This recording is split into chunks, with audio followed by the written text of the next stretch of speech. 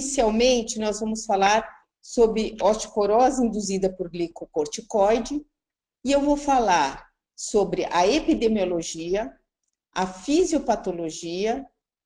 Depois nós vamos fazer 2 casos clínicos para serem respondidos posteriormente e vamos falar da diretriz da osteoporose induzida por glicocorticoide com abordagem de tratamento. Por que é importante nós estudarmos a osteoporose induzida por glicocorticoide? Porque ela é muito frequente, o uso de glicocorticoide é muito frequente na população geral. 0,5% de toda a população fez ou vai fazer uso de glicocorticoide. Isso é especialmente importante em idosos, em que 2,5% de indivíduos com 70 a 79 anos de idade usam glicocorticoide e mais ainda, mais frequente em mulheres na pós-menopausa, com 4,6% de mulheres fazendo uso de glicocorticoide. Qual a importância? Nós sabemos que 30 a 50% dos indivíduos que fazem uso de glicocorticoide por mais do que 6 meses vão ter uma fratura. Então, mostrando a importância do glicocorticoide como causa de fratura. É a terceira causa de fratura após a osteoporose pós-menopausa e osteoporose senil. E o aumento do risco de fratura, ele aparece mesmo você utilizando doses pequenas de glicocorticoide. Então, até doses de 2,5, 7,5 miligramas de prednisona por dia podem levar um aumento do risco de fratura. O risco, ele está associado com, principalmente, o risco de fratura com maior dose diária e também com a dose cumulativa. A dose diária, então, se você fizer uma dose diária, por exemplo, de 60 miligramas por 3 a 6 meses, a tua chance de ter fratura é muito grande. Mais do que você utilizar uma dose pequena, por exemplo, 5 miligramas por um período de 1 ano. Então, como eu falei, esse risco ele é especialmente importante no início do tratamento. Então, quando nós iniciamos com um paciente que tem um lúpus eritematoso, ou uma artrite reumatoide, ou uma doença inflamatória intestinal, ou um paciente com bronquite, nos primeiros 3 a 6 meses, esse é o maior risco de você ter fratura. Aqui é um slide mostrando esse autor, o Van Staar, que é um autor que estuda muito o glicocorticoide. Ele mostrou aqui inicialmente na região de vértebra, na coluna vertebral. Então, aqui, 1 ano antes dele utilizar glicocorticoide. Se esse paciente for utilizar 7,5 miligramas de glicocorticoide, o risco de fratura dele aumenta muito. E isso permanece constante. Mas mesmo em doses menores de 2,5 a 7,5, esse risco também está aumentado.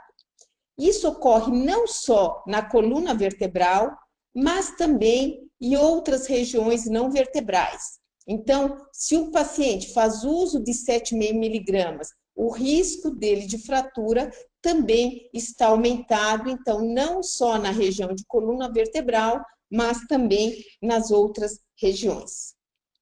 Lembrar que esse aumento de risco, então, é especialmente importante na região de coluna vertebral, onde nós temos o osso mais metabolicamente ativo, que é o osso trabecular. Se esse paciente ele já começa com uma densidade mineral óssea mais baixa, se esse paciente é mais idoso ou se é uma mulher que está na menopausa, a chance do risco de fratura é maior. Então, nós precisamos tomar muito cuidado quando nós formos dar glicocorticoide, principalmente em mulheres na pós-menopausa, em indivíduos idosos e naqueles que já têm uma osteoporose pela densidade mineral óssea.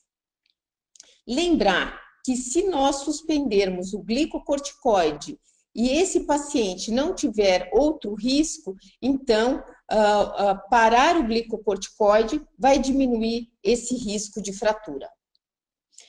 E qual a fisiopatologia da perda óssea associada com o glicocorticoide? O glicocorticoide, ele tem vários efeitos deletérios, mas o efeito mais importante é o efeito direto nas células ósseas, principalmente nas células associadas com a formação óssea. Então, no osteoblasto e nos osteócitos, ele diminui a função dessas células e aumenta a morte celular dessas células, levando, então, uma diminuição da formação óssea, você tem menor massa óssea, menor qualidade óssea e, dessa maneira, vai aumentar o risco de fratura. Não só na célula formadora, mas na célula que reabsorve o osso, os osteoclastos, você também tem uma ação. Então, nos osteoclastos, que é a célula que reabsorve o osso, você diminui a morte dessa célula, então, aumentando então a reabsorção e aumenta a gênese dessa célula, levando então ao aumento de reabsorção óssea e também, consequentemente, o risco de fratura. Outros efeitos indiretos é efeito no sistema neuroendócrino, então levando uma diminuição de fatores como fator estimulador IGF-1, fator de crescimento, levando então uma diminuição de formação óssea. Ação em hormônios sexuais, então levando a diminuição de estradiol e outros hormônios masculinos, levando ao aumento de reabsorção óssea. E ação também no metabolismo de cálcio, diminuindo a absorção intestinal do cálcio e aumentando a excreção renal, e dessa maneira fazendo um balanço negativo, levando um aumento da reabsorção óssea. Importante também lembrar que o glicocorticoide ele vai agir no músculo, diminuindo as fibrilas, levando então uma miopatia, com consequência a fraqueza muscular e aumentando o risco de quedas, e dessa maneira aumentando o risco de fratura. Então, várias ações do glicocorticoide no sistema, tanto nas células ósseas, como sistema neuroendócrino, metabolismo de cálcio e músculo. No entanto, é importante cada vez mais frisar que o uso crônico do glicocorticoide age principalmente nas células que formam o osso, levando à diminuição de formação óssea. De fato, se nós biopsiarmos um paciente com uso de glicocorticoide cronicamente, então aqui é um caso que nós tínhamos de uma adolescente com lúpus que chegou para a gente depois de 6 meses de glicocorticoide com múltiplas fraturas vertebrais, ela vinha acamada com muita dor óssea. E a biópsia dela mostrava, então, uma diminuição do número dos osteoblastos, uma diminuição da área do osso trabecular, uma diminuição da espessura trabecular e um aumento importante da separação das trabéculas. Então, mostrando, então, uma ação principalmente na célula formadora óssea. Então, falando inicialmente de um caso clínico. Se nós tivermos uma paciente de 26 anos, tem um diagnóstico de lúpus, vai iniciar o uso de prednisona, 60 miligramas, tem previsão de manter esse glicocorticoide por 6 a 8 meses. Então, a pergunta, quais as variáveis mais importantes a serem consideradas para indicar a prevenção da osteoporose induzida por glicocorticoide, além da gente dar cálcio e vitamina D nessa paciente? Então, resposta A, dose do glicocorticoide, uma densidade com Z-score menor do que -2, história familiar de fratura. Segunda alternativa, B, dose de glicocorticoide, história pessoal de fratura e o risco de engravidar. Alternativa C, tabagismo, dose de glicocorticoide, uma densidade mineral óssea com T-score menor do que -2,5. Ou dose, tempo de glicocorticoide e densidade mineral óssea com Z-score menor do que -2. Então, vocês pensem qual seria a resposta e a gente vai discutir mais na frente. O segundo caso clínico, uma mulher, agora na pós-menopausa, não tem história de fratura, tem um T-score na coluna de -2,5, um T-score do quadril de -2, então ela tem uma osteoporose densitométrica, em uso de glicocorticoide para artrite reumatoide, e nós vamos dar bisfosfonato para a prevenção da osteoporose induzida por glicocorticoide. A pergunta: por quanto tempo essa medicação deve ser mantida? 3 a 5 anos, 10 anos, até que os marcadores de reabsorção estejam suprimidos, enquanto permanecer o uso do glicocorticoide, ou 1 ano. Então, também pensem e a gente vai responder no decorrer da apresentação. Agora, nós vamos falar um pouquinho das diretrizes da osteoporose induzida por glicocorticoide. As diretrizes mais recentes são a de 2012, da Sociedade Brasileira de Reumatologia, a da Osteoporose International de 2012 e, mais recentemente, publicado agora em 2017, no mês passado, a diretriz do Colégio Americano de Reumatologia, em que nós vamos discutir um pouco mais. Então, o que fala essa diretriz? É importante que ela comece dizendo que nós devemos fazer uma avaliação inicial do risco de osteoporose. Então, se esse risco é alto, moderado ou baixo. Avaliar também esse risco depois de 6 meses de uso de glicocorticoide, depois de 12 meses de glicocorticoide, e essa diretriz traz para nós também as formas de tratamento. Então, inicialmente, falando da avaliação inicial, quando que a gente considera um risco de fratura alto? Então, essa sociedade, ela inicialmente divide indivíduos adultos acima de 40 anos de idade.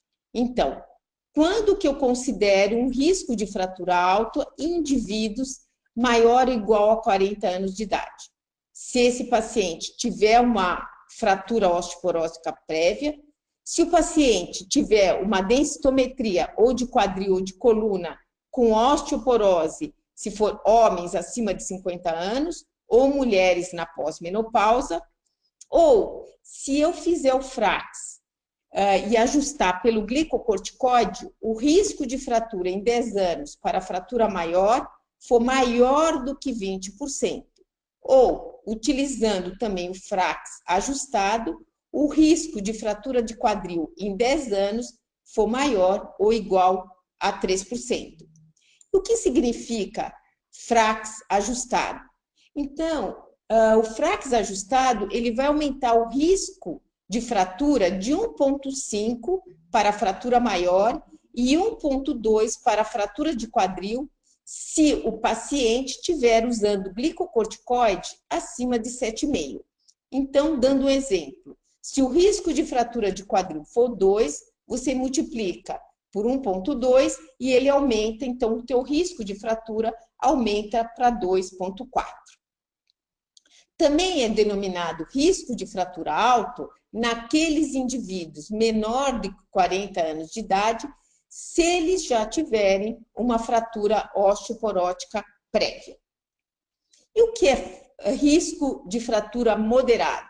Então, indivíduos maior do que 40 anos de idade, se o FRAX ajustado em 10 anos de fratura maior, ele ficar entre 10 e 19. Lembrando que o alto era acima de 20% e o moderado entre 10 e 19.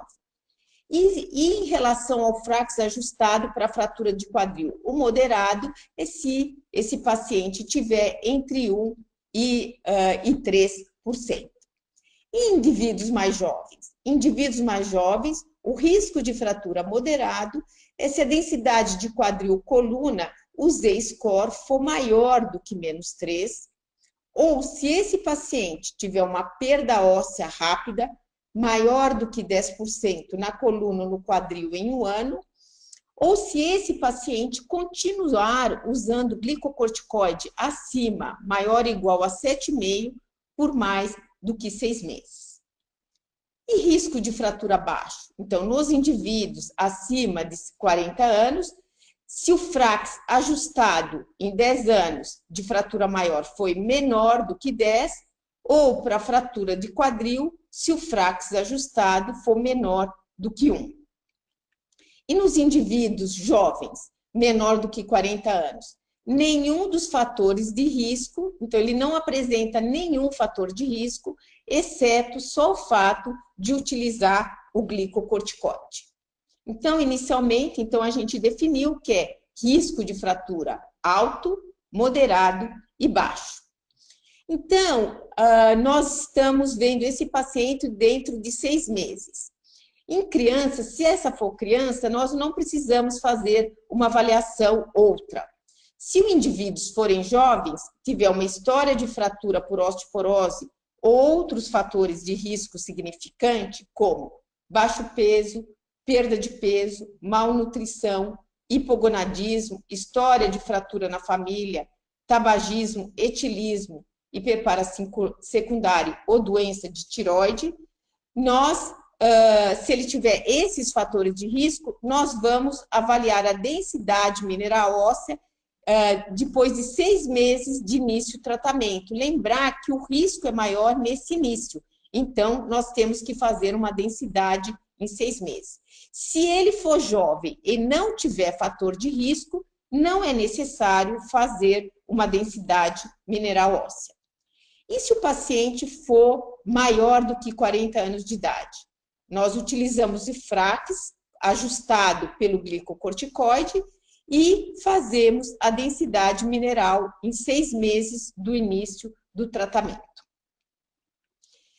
E a cada 12 meses? Em crianças, eles falam que não é necessário avaliar. Em indivíduos mais jovens, nós temos que olhar se ele tem fatores de risco, como história de fratura por osteoporose, se tiver um Z-score muito baixo, ou na coluna ou no quadril, se tiver uma perda anual no quadril e na coluna acentuada, acima de 10%, se eles estiverem fazendo dose muito alta de glicocorticoide, isso eles consideram acima de 30 miligramas por dia, e outros fatores de risco para osteoporose. Se ele tiver, então, algum desses fatores de risco, deve ser repetida a densitometria, então, inicialmente 6 meses, e depois cada 2 a 3 anos, se o paciente for ou não tratada. Se o paciente é jovem e não tem nenhum desses fatores de risco, não é necessário fazer a densidade mineral óssea. E se o paciente for mais velho, acima de 40 anos? Se ele não estiver tratando, você faz o FRAX cada 1 a 3 anos. Se você aumentar muito a dose de glicocorticoide, ou se esse paciente tiver uma fratura, você pode antecipar a densitometria, em vez de cada 1 a 3 anos, pode fazer antes.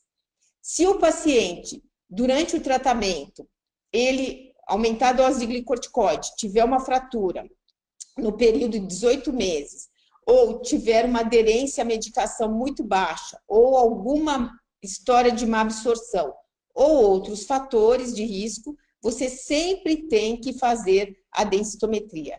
Se o paciente não tiver nenhum fator de risco, não é necessário fazer a densitometria. Se o paciente está tratando, a densitometria sempre deve ser feita a cada 2 a 3 anos.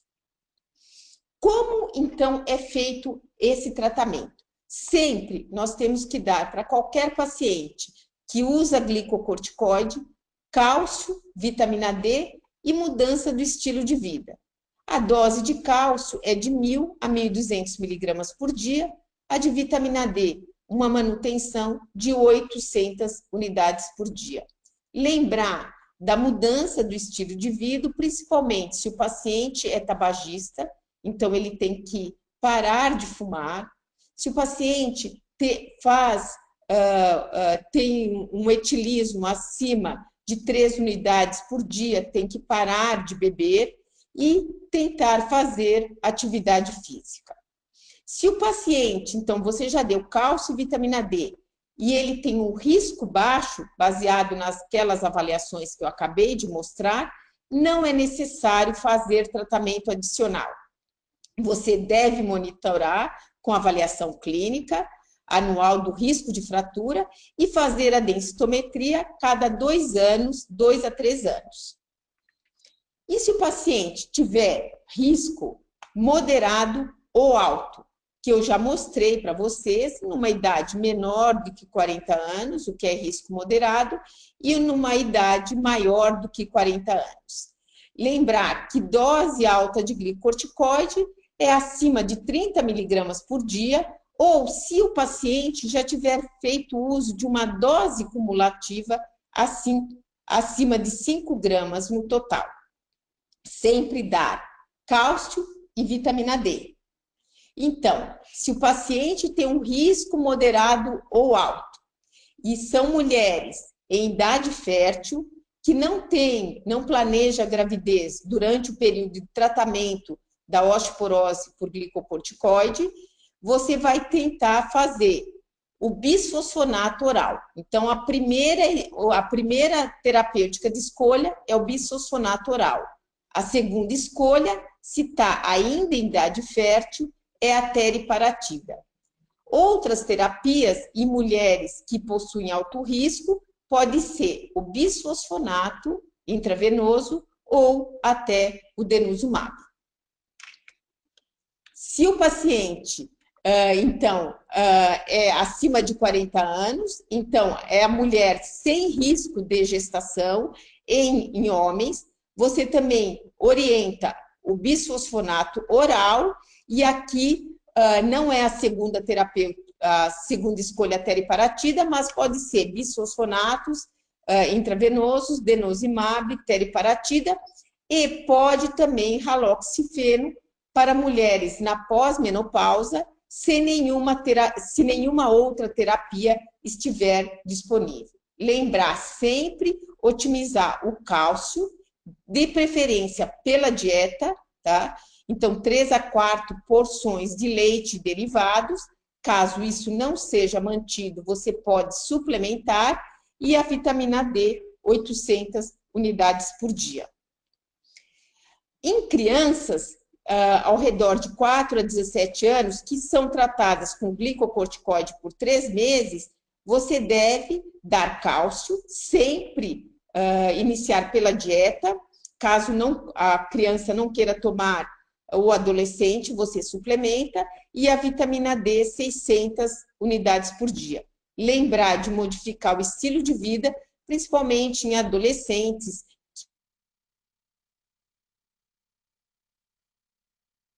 que fumam e que têm, em crianças que já têm fratura osteoporótica, crianças adolescentes com fratura osteoporótica, e que você continua o tratamento com glicocorticoide,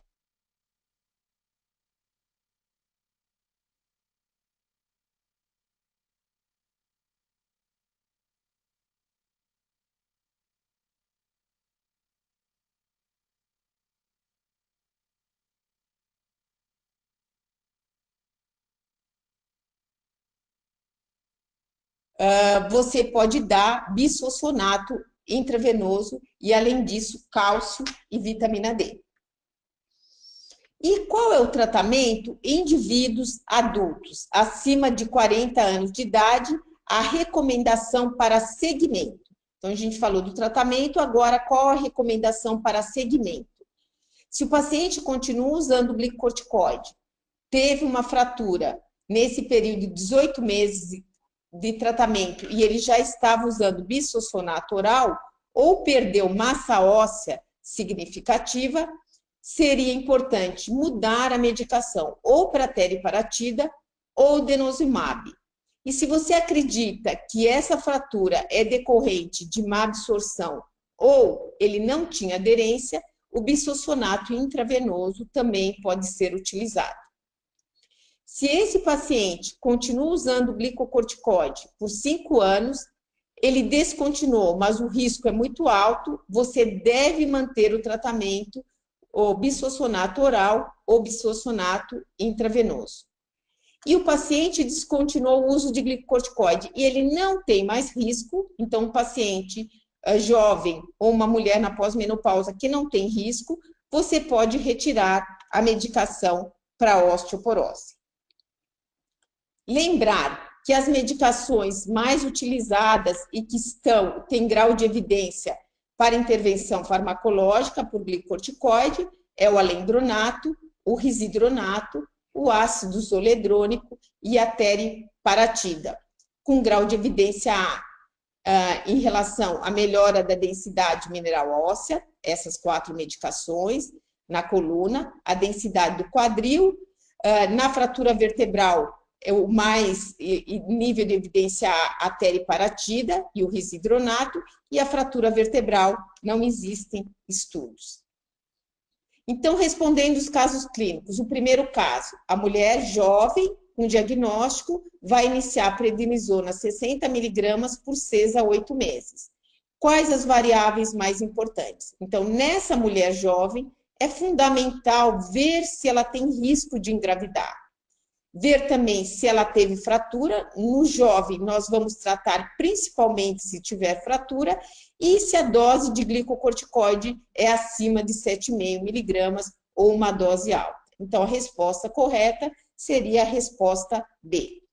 E o segundo caso era uma mulher na pós-menopausa com osteoporose densitométrica que vai iniciar bisfosfonato. Quanto tempo a gente deve manter? Se essa paciente tem fator de risco, nós devemos manter enquanto permanecer o uso do glicocorticoide, uma vez que o risco permanece com o uso de glicocorticoide. Então, era isso que eu tinha a falar, e agora quem vai falar é a doutora Mariana, que vai falar de biópsia óssea. A doutora Pereira. Agora sim vai falar a doutora Mariana Ortega Sim. Pérez, que é reumatologista pelo Hospital das Clínicas da Faculdade de Medicina da USP e aluna de doutorado na osteoporose e doenças sociometabólicas da Faculdade de Medicina. Bem-vinda, doutora Ortega. Obrigada, Vitória, agradeço. Boa tarde a todos. Obrigada pela apresentação, Vitória. Eu vou falar para vocês hoje um pouco sobre biópsia de crista ilíaca e histomorfometria óssea, com ênfase maior nas indicações e na aplicabilidade clínica. Eu vou dividir a aula em 2 partes. Uma primeira parte teórica, em que eu vou colocar alguns conceitos importantes, e uma segunda parte mais prática, em que a gente vai poder discutir alguns casos clínicos.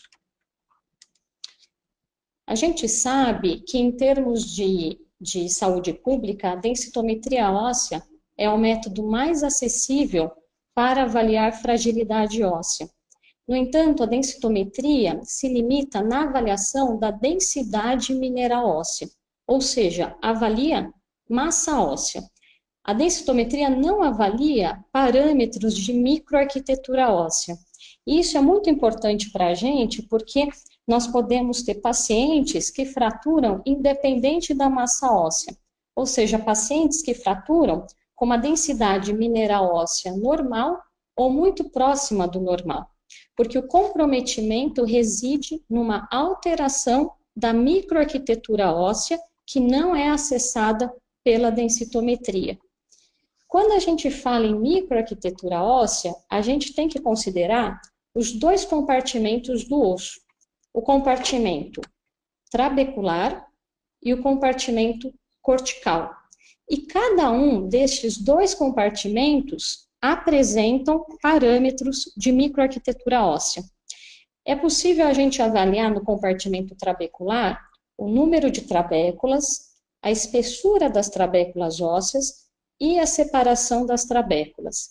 Do mesmo modo, no compartimento cortical, volume e área cortical, espessura cortical, porosidade cortical. Estes são alguns dos principais componentes da microarquitetura óssea que não é avaliada pela densitometria. No entanto, pode ser avaliada por outras técnicas de imagem cada qual à sua maneira, que conseguem avaliar alguns desses parâmetros, como é o caso da HRPCT, a tomografia computadorizada quantitativa periférica de alta resolução, o TBS, que é o score trabecular ósseo, e a biópsia de crista ilíaca, que é o objeto da nossa aula de hoje. A biópsia de crista ilíaca nada mais é do que um procedimento minimamente invasivo que visa a retirada de um fragmento ósseo da região da crista ilíaca. E uma vez esse fragmento retirado, ele vai sofrer um processamento histológico e a gente vai poder analisar lâminas desse fragmento no microscópio e vamos conseguir quantificar parâmetros de microarquitetura tanto da cortical quanto da trabecular. E essa análise histológica que a gente consegue fazer é uma análise histológica quantitativa. Nós medimos, não só avaliamos qualitativamente, como também medimos. E essa avaliação histológica quantitativa do osso, nós denominamos histomorfometria óssea. E a histomorfometria óssea é o padrão ouro da avaliação da microarquitetura óssea e dos parâmetros dinâmicos do osso. É o único método capaz de avaliar a formação e a reabsorção óssea, bem como as células envolvidas nestes dois processos. A histomorfometria óssea, ou seja, essa avaliação quantitativa do osso, essa avaliação histológica quantitativa, é um método muito interessante porque nos ajuda a ter um melhor entendimento dos mecanismos de perda óssea, nos ajuda também no diagnóstico das doenças osteometabólicas e na decisão terapêutica, oferecendo uma terapêutica guiada para os nossos pacientes. Existem duas principais indicações de biópsia de crista ilíaca, que são as indicações clássicas da biópsia, que são os pacientes com suspeita de osteomalácia e pacientes que estão investigando osteodistrofia renal, particularmente pacientes com doença renal crônica classe 4 e 5. Então, nós dizemos que essas são as duas principais indicações de biópsia óssea de crista ilíaca. No entanto, nós podemos extrapolar isso para algumas situações da prática clínica. E vejam se vocês já se depararam com algum destes casos que eu vou mencionar para vocês, e são casos que é possível também ter indicação de biópsia óssea de crista ilíaca. Por exemplo, um paciente com baixa densidade mineral óssea para a idade, que já foi exaustivamente investigado, mas não se encontrou uma causa para isso. Pacientes que fraturaram com densidade mineral óssea normal. Pacientes com diagnóstico de osteoporose, que estão já com tratamento otimizado, com uma aderência adequada, mas que continuam fraturando ou perdendo massa óssea. E pacientes em investigação de doenças osteometabólicas genéticas. Essas são indicações fora do que é típico, fora das indicações clássicas, mas que também podemos considerar como indicações de biópsia de crista ilíaca. Uma vez feitas as indicações de biópsia óssea, é importante a gente fazer um checklist para as contraindicações. É importante porque lá na frente a gente consegue minimizar muito qualquer tipo de complicação inerente ao procedimento. E entre as contraindicações, a gente tem que se preocupar com pacientes com discrasias sanguíneas. No nosso serviço, nós priorizamos que os pacientes tenham contagem de plaquetas acima de 100 mil e um NR abaixo de 1,5. Caso isso não seja possível, é preciso ser corrigido, senão é uma contraindicação para a biópsia. Também devemos avaliar pacientes com múltiplas comorbidades, idosos com múltiplas comorbidades, e pesar risco-benefício do procedimento. Também considerar pacientes em uso de antiagregante plaquetário e anticoagulante. Como qualquer outro procedimento, esses medicamentos têm que ser suspensos apropriadamente antes da biópsia, e nós temos que avaliar se esse paciente pode mesmo ficar sem esse antiagregante ou sem esse anticoagulante. E, por fim, pacientes que eventualmente tenham hipersensibilidade a sedação. Nós fazemos uma sedação intramuscular com midazolam e, eventualmente, esse sedativo também pode ser mudado caso haja hipersensibilidade a ele. Uma vez feitas as indicações, não havendo contraindicações, o paciente que é eleito para fazer a biópsia de crista ilíaca, ele precisa receber um preparo. E esse preparo é feito com tetraciclina. A tetraciclina, ela tem um tropismo pela hidroxapatita. Então, ela se liga na frente de mineralização óssea. Então, o paciente, ele precisa tomar inicialmente a dose de 500 miligramas de 12 em 12, por 3 dias consecutivos. Isso vai corresponder à primeira marcação da tetraciclina. Em seguida, ele faz uma pausa de 10 dias e, novamente, um segundo ciclo de 3 dias de tetraciclina, correspondendo à segunda marcação óssea. Essa fase de análise da marcação de tetraciclina é importante porque nos dá parâmetros de mineralização óssea e também de formação óssea. E um dos parâmetros mais importantes que a gente obtém com essa análise é a taxa de formação óssea. E essa taxa de formação óssea é importante porque ela nos diz a respeito de remodelamento ósseo. Uma taxa de formação óssea aumentada nos diz respeito a um remodelamento ósseo aumentado. E uma taxa de formação óssea reduzida a um remodelamento ósseo reduzido. A biópsia óssea ela vai ocorrer de 3 a 5 dias da última tomada da tetraciclina, em regime ambulatorial, com a sedação intramuscular, como eu comentei com vocês, e anestesia local. O fragmento ósseo, ele é retirado através de um instrumental que a gente chama de trefina, que é acoplada numa furadeira, e esse fragmento ele vai ter, portanto, 2 corticais e uma trabecular. E a grande questão aqui é saber, será que esse fragmento representa o que ocorre em todo o esqueleto? De maneira geral, sim. Particularmente nos pacientes com osteomalácia e osteodistrofia renal, sim, porque são 2 condições sistêmicas. Então, o que ocorre com esse fragmento nesses pacientes está ocorrendo também com todo o resto do esqueleto. Já na osteoporose, existe uma dúvida em alguns casos, porque a osteoporose é uma condição heterogênea, que pode acometer alguns sítios e outros não. Então, nem sempre esse fragmento pode ser representativo.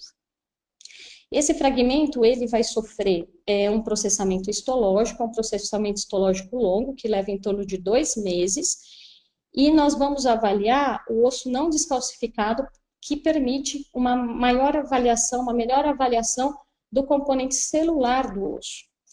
E, finalmente, a gente consegue, aí, através de um software, avaliar parâmetros que nós chamamos de parâmetros histomorfométricos, que são parâmetros estruturais do osso, parâmetros de mineralização do osso através da marcação com a tetraciclina, parâmetros de formação e parâmetros de reabsorção óssea. Analisando todos esses parâmetros histomorfométricos no seu conjunto, a gente consegue chegar em alguns diagnósticos histomorfométricos, ou seja, diagnósticos através da avaliação quantitativa do osso. E quais são esses diagnósticos? A osteoporose, que, como nós vimos, pode ter um alto ou baixo remodelamento, a depender da taxa de formação óssea, que eu vejo através da marcação com a tetraciclina, e o diagnóstico de osteoporose é dado essencialmente por um volume ósseo baixo, que é representado por essa sigla, BVTV.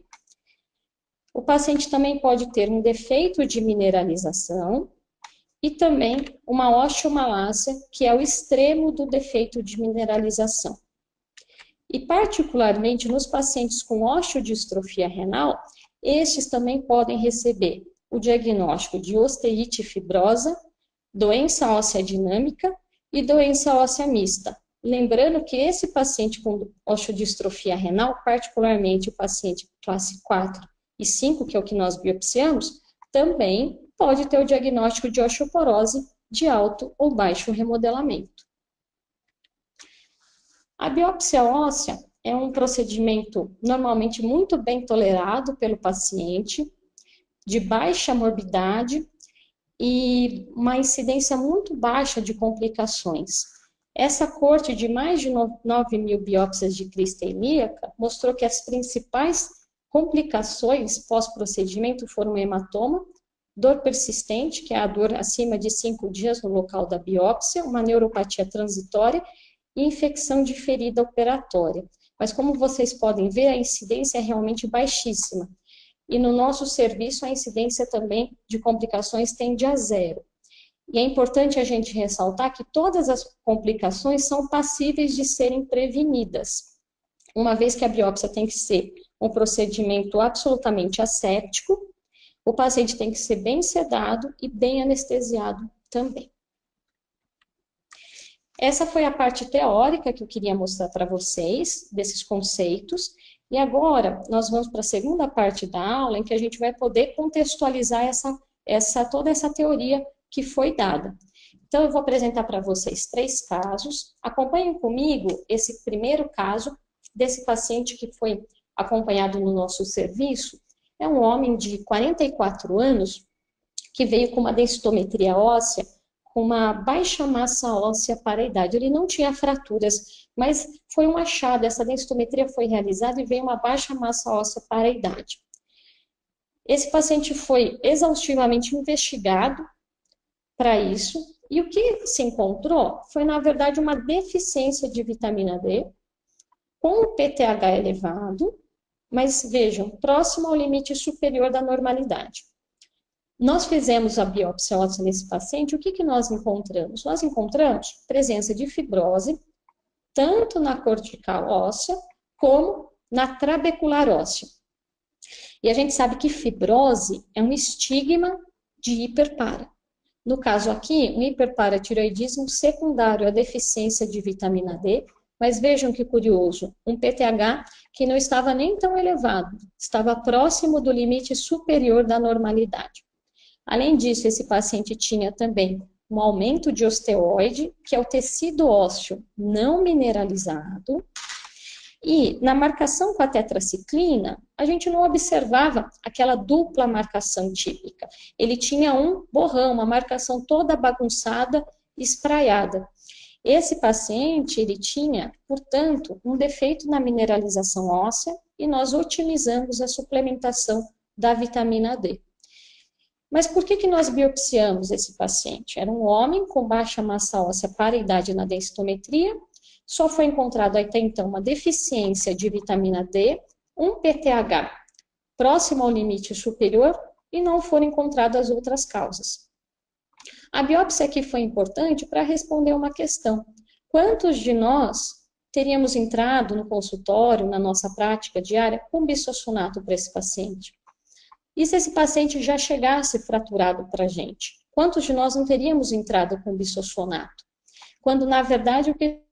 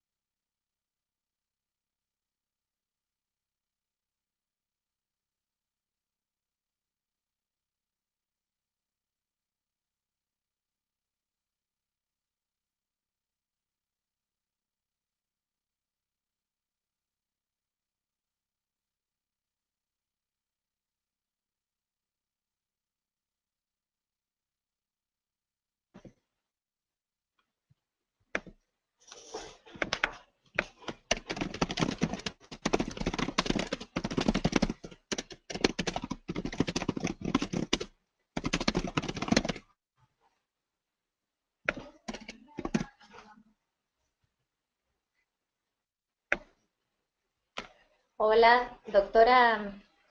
Temos um problema de som. Não podemos ouvir a apresentação. Seu microfone aparece agora. Hola. Hola. Fraturas.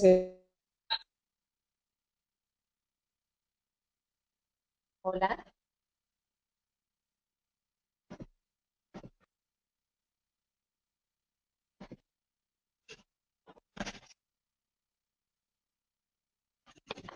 Hola, doctora.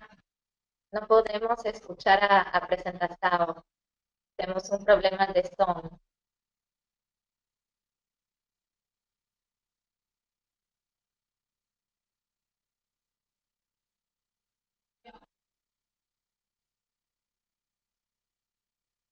Então, dando continuidade, essa paciente, esse segundo caso clínico, ela foi biopsiada porque na causa base, que era a doença celíaca, ela manteve perda de massa e fraturas vertebrais ocorreram.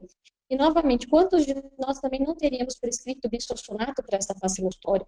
Quando, realizada a biópsia, ela apresentou uma osteoporose de baixo remodelamento e, por isso, nós introduzimos um agente anabólico, um agente formador, a teriparatida.